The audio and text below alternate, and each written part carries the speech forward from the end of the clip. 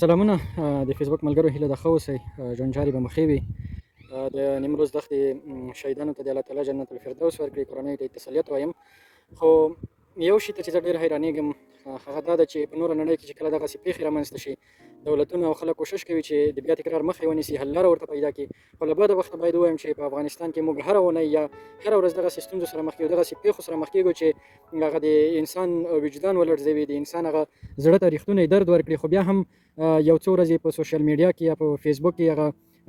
عکسونه یا هغه ویډیوګانې ښکته پورته کېږي خو هیڅ ډول حل لاره یا د دولت لخوا یا د خلکو لخوا نه وړاندې کېږي چې دا موږ په تکراري ډول همدغسې کار موږ روان کړی د ژوند د افغانانو ژوند همدغسې روان دی نو یو ښه مثال چې زه تاسو ته ویلی شم په افغانستان کې غریبي زیاته ده غربت زیات دی خو له بده بخته چې باید ووایم د دې پر ځای چې دولت د غربت یا د غریبۍ د کمولو لپاره کار وکړي دوی برعکس سخته دي په افغانستان کې د خلکو ته د کار زمینه خو نشي برابرولی هغه خلک چې په جرمني کې یا په اروپا کې یا په ترکیه کې زندگی کوي د هغوی پر سر هم یو ډول معامله روانه کړې ده د خپلو کنسلګري یا سفارتي اړیکو د قوي کولو یا دلته د سفارتي اړیکو د درلودلو لپاره دوی ته یوازینۍ لاره د مهاجرو پر سر معامله ده چې په دې وروستیو کې تاسو شهیدان چې له جرمني څخه هم 22 افغان مهاجر چې په دې کې ځینې کسان مجرم هم نه ول ډیپورټ شول نو په دې موږ تاسو ښه پوهېږو چې دغه افغانان چې په اروپا کې زندگی کوي په ترکیه کې دي یا په ځینو نورو هیوادونو کې دي د خپلو کورنیو سربیره په افغانستان کې نورو بیچاره کورنیو سره هم لاسنیوی کوي هغوی سره هم مالي مرستې کوي هر ډول ستونزه زلزلې یا نور طبیعي آفتونه یا بل ډول ستونزې چې رامخته شي همدغه مهاجر دي چې د دوی لاسنیوی کوي بخښنې سره چې دلته یو نو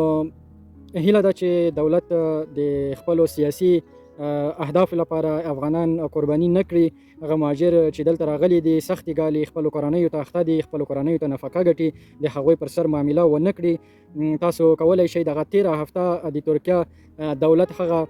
پریکړه وګورئ چې خپل 22 مهاجر بیرته آلمان ته راولېږل چې آلمان غوښتل ترکیه ته یې ډیپورټ کړي خو د اردوغان دولت بیرته آلمان ته راولېږل قبول یې نه کړل موږ تاسو پوهېږو چې د ترکیه اقتصاد د افغانستان په نسبت په لسونو ځله یا ډېر ځله ښه دی د ترکیه اقتصاد ډېر پیاوړی دی د افغانستان په نسبت خو بیا هم نه غواړي چې خپلو خلکو ته ستونزې جوړې کړي هغوی هلته قبول کړي ځکه پوهېږي چې دغه 22 کسان چې زه دلته راولم کاري فرصت ورته برابروم کولی شم دغه 22 کاري فرصتونه په ترکیه کې میشتو ترکانو ته برابر کړم نو همدغسې تاسو د پاکستان د انډیا خلک چې په آلمان کې په اروپا کې له افغانانو څخه په سلونو ځلو زیات دي خو بیا هم نه غواړي چې خپلو هیوادونو ته ډیپورټ قبول کړي تاسو به هیڅ کله ونه ګورئ چې انډیا ته یا پاکستان ته د ډله ییز ډیپورټ ترسره شوی خو یوازې افغانان دي چې په سپک ډول یا د مجرم په نوم یا په بل ډول د افغانستان دولت دغه هوکړه ورسره قبوله کړې ده د افغانستان اوسنۍ ادارې طالبانو چې دوی د دې پر ځای چې په افغانستان کې پوهېږي چې هلته کاري فرصتونه نشته د دې پر ځای چې له نورو هیوادونو سره د خلکو یا د کارګرانو د لیږلو هوکړه لیکونه ترسره کړي دوی دغه کوم کسان چې راغلي دي دلته په کاري کارونو بوخت دي دلته خپلو کورنیو ته پیسې ګټي د هغوی لپاره هم ستونزې ډېروي نن مجرمان لګي سبا به رد کسان لګي بله ورځ به هغه کسان لګي چې یو کلن اسناد یې اخیستي دي نو دغه پروسه ورځې تر بلې پیاوړې کېږي او په دې کې لوی لاس د افغانستان د اوسنۍ ادارې دی چې یوازې د خپلو کنسلګري خدماتو یا د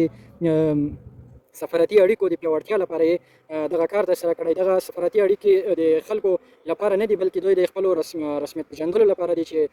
په دې کې دوی خپل رسمیت پیاوړی کړي او خلکو ته دنیا ته د یو نظام په شکل دوی معرفي شي هیله ده چې دې موضوع ته خلک هم دولت پوره توجه وکړي مننه